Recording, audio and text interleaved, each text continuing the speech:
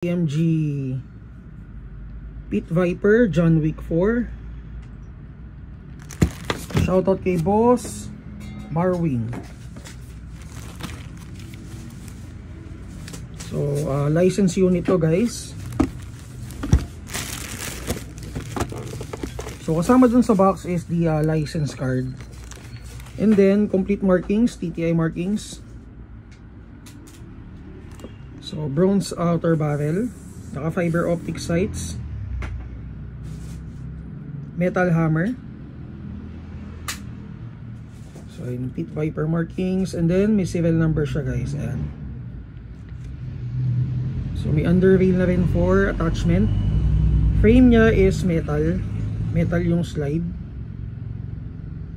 And then may magwell na rin with TTI markings, and base pad na may TTI markings din. And yung magazine capacity niya is 26 rounds.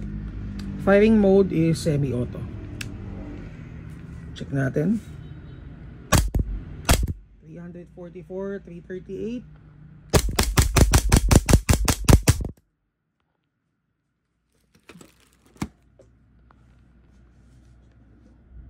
For more details, PM kayo sa page namin, Mavs Happy PH.